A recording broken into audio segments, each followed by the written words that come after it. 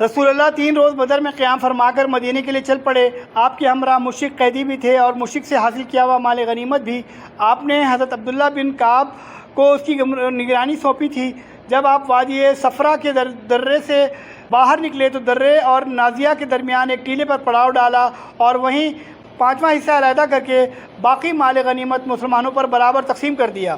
اور وادی صفرا ہی میں آپ نے حکم صادر فرما دیا کہ نضر بن حارث کو قتل کر دیا جائے۔ اس شخص نے جنگ بدر میں مشرکین کا پرچم اٹھا رکھا تھا اور یہ قریش کے اکابرین میں سے تھا۔ اسلام دشمنی اور رسول اللہ کی ایذا رسانی میں حد درجے بڑھا ہوا تھا۔ آپ کے حکم پر حضرت علی نے اس کی گردن مار دی۔ اس کے بعد جب آپ ارق الزبیہ پہنچے تو عقبہ بن ابی معیط کے قتل کا حکم صادر فرمایا۔ یہ شخص جس طرح رسول اللہ کو ایذا پہنچایا کرتا تھا اس کا ذکر پہلے ہو چکا ہے۔ یہی شخص ہے جس نے رسول اللہ کی پیٹھ پر نماز کی حالت میں اونٹ کی اوجھ ڈالی تھی اور اسی شخص نے آپ کی گردن پر چادر لپیٹ کر آپ کو قتل کرنا چاہا تھا، اور اگر ابو بکر بروقت نہ ہوتے تو انہوں نے اپنی دانش میں تو آپ کا گلا گھونٹ کر مار ہی ڈالا تھا۔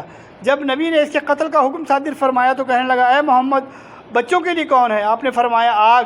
اس کے بعد حضرت عاصم بن ثابت انصاری نے اور کہا جاتا ہے کہ حضرت علی نے ان کی گردن مار دی۔ جنگی نقطہ نظر سے ان دونوں طاغوتوں کا قتل کیا جانا ضروری تھا، کیونکہ یہ صرف جنگی قیدی نہ تھے بلکہ جدید اصلاح کی روح سے جنگی مجرم بھی تھے۔ اس کے بعد جب آپ مقام روحا پہنچے تو ان مسلمانوں کے سربراہوں سے ملاقات ہوئی جو دونوں قاصدوں سے فتح کی بشارت سن کر آپ کا استقبال کرتے اور آپ کو فتح کی مبارکباد پیش کرنے کے لیے مدینے سے نکل پڑے تھے۔ جب انہوں نے مبارکباد پیش کی تو حضرت سلمہ بن سلامہ رضی اللہ عنہ نے کہا کہ آپ لوگ ہمیں کاہے کی مبارکباد دے رہے ہیں؟ ہمارا ٹکراؤ تو خدا کی قسم گنجے سر کے بوڑھوں سے ہوا تھا جو اونٹ جیسے تھے۔ اس پر رسول اللہ نے مسکرا کر فرمایا، بھتیجے، یہی لوگ سر بر آوردگان قوم تھے۔ اس کے بعد حضرت اسید بن حفیر رضی اللہ عنہ پرواز ہوئے، یا رسول اللہ، اللہ کی حمد ہے کہ اس نے آپ کو کامیابی سے ہمکنار کیا اور آپ کی آنکھوں کو ٹھنڈک بخشی۔ بخدا میں یہ سمجھتے ہوئے بدر سے پیچھے نہ رہا کہ آپ کا ٹکراؤ دشمن سے ہوگا۔ میں تو سمجھ رہا تھا کہ بس قافلے کا معاملہ ہے، اور اگر میں یہ سمجھتا کہ دشمن سے سابقہ پڑے گا تو میں پیچھے نہ رہتا۔ رسول اللہ نے فرمایا، سچ کہتے ہو۔ اس کے بعد آپ مدینہ منورہ میں اس طرح منفرد و منصور داخل ہوئے کہ شہر اور گرد و پیش کے سارے دشمنوں پر آپ کے دھاک بیٹھ چکی تھی۔ اس فتح کے اثر سے مدینے کے بہت سے لوگ حلقہ بغوش اسلام ہوئے، اور اسی موقع پر عبداللہ بن ابی اور اس کے ساتھیوں نے بھی دکھاوے کے لیے اسلام قبول کیا۔ آپ کی مدینہ تشریف آوری کے 1 دن کے بعد قیدیوں کی آمد ہوئی۔ آپ نے انہیں صحابہ کرام پر تقسیم فرما دیا اور ان کے ساتھ حسن سلوک کی وصیت فرمائی۔ اس وصیت کا نتیجہ یہ تھا کہ صحابہ کرام خود کھجور کھاتے لیکن قیدیوں کو روٹی پیش کرتے، اور واضح رہے کہ مدینے میں کھجور بے حیثیت چیز تھی اور روٹی خاصی گرا قیمت۔ جب رسول اللہ مدینہ پہنچ گئے تو آپ نے صحابہ کرام سے قیدیوں کے بارے میں مشورہ کیا۔ حضرت ابو بکر نے کہا، یا رسول اللہ، یہ لوگ چچیرے بھائی اور کنبے کے قبیلے کے لوگ ہیں۔ میری رائے ہے کہ آپ ان سے فدیہ لے لیں، اور اس طرح جو کچھ ہم لیں گے وہ کفار کے خلاف ہماری قوت کا ذریعہ ہوگا، اور یہ بھی متوقع ہے کہ اللہ انہیں ہدایت دے دے اور وہ ہمارے بازو بن جائیں۔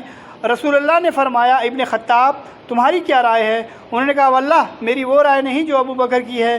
میری رائے یہ ہے کہ آپ فلاں کو جو حضرت عمر کا قریبی تھا میرے حوالے کر دیں اور میں اس کی گردن مار دوں۔ عقیل بن ابی طالب کو علی کے حوالے کر دیں، وہ اس کی گردن مار دیں، اور فلاں کو جو حمزہ کا بھائی ہے حمزہ کے حوالے کر دیں، وہ اس کی گردن ماریں، یہاں تک کہ اللہ کو معلوم ہو جائے کہ ہمارے دلوں میں مشرکین کے لیے نرم گوشہ نہیں، اور یہ حضرات مشرکین کے مسانید و ائمہ و قائدین ہیں۔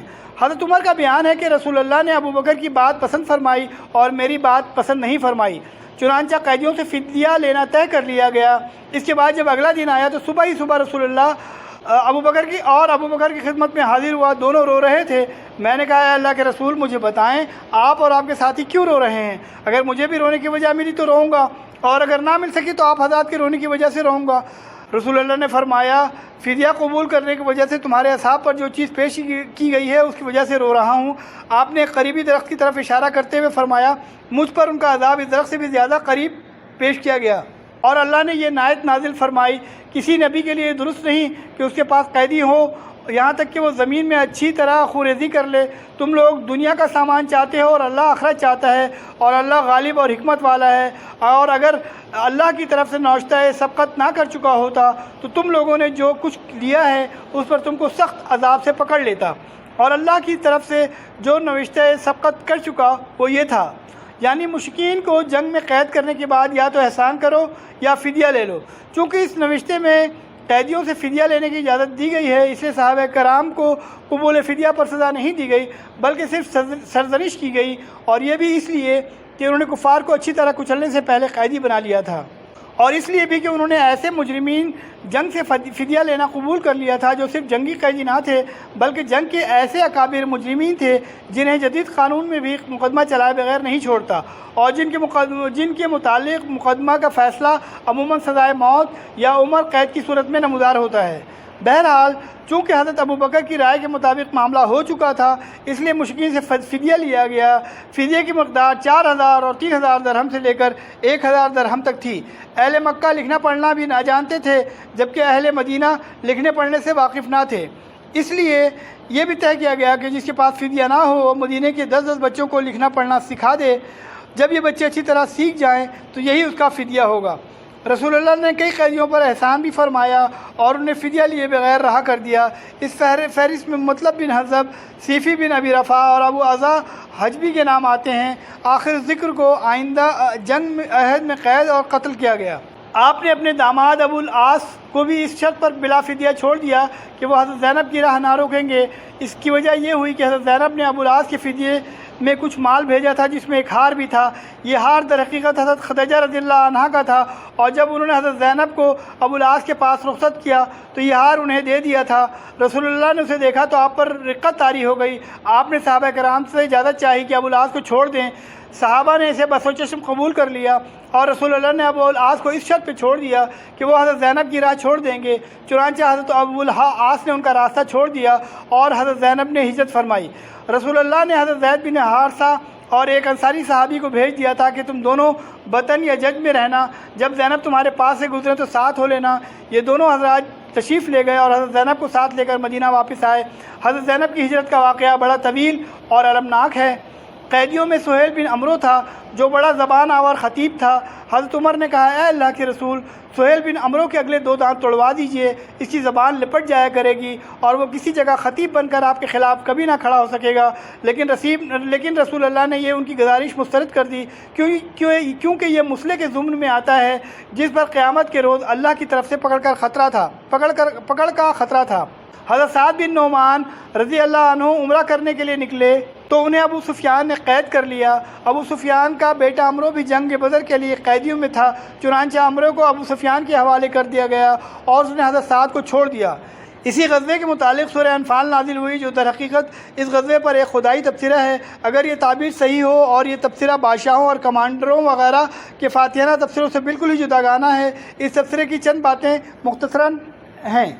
مسلمانوں کی نظر، اللہ تعالیٰ نے سب سے پہلے مسلمانوں کی نظر ان کوتاہیوں اور اخلاقی کمزوریوں کی طرف مبذول کرائی، وہ ان میں فی الجملہ باقی رہ گئی تھیں اور جن میں سے بعض کا اظہار اس موقع پر ہو گیا تھا۔ اس توجہ دہانی کا مقصود یہ تھا کہ مسلمان اپنے آپ کو ان کمزوریوں سے پاک صاف کر کے کامل ترین بن جائیں۔ اس کے بعد اس فتح میں اللہ تعالیٰ کی جو تائید اور غیبی مدد شامل تھی اس کا ذکر فرمایا۔ اس کا مقصود یہ تھا کہ مسلمان اپنی شجاعت و بصالت کے فریب میں نہ آ جائیں جس کے نتیجے میں مزاج و طبائع پر غرور و تکبر کا تسلط ہو جاتا ہے، بلکہ وہ اللہ تعالیٰ پر توکل کریں اور اس کے اور پیغمبروں کے اطاعت و کیش رہیں۔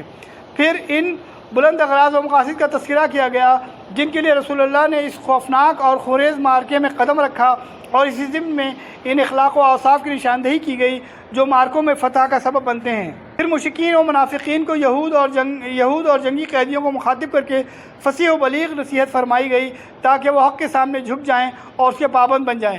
اس کے بعد مسلمانوں کو مال غنیمت کے معاملے میں مخاطب کرتے ہوئے انہیں اس مسئلے کے تمام بنیادی قواعد و اصول سمجھائے اور بتائے گئے۔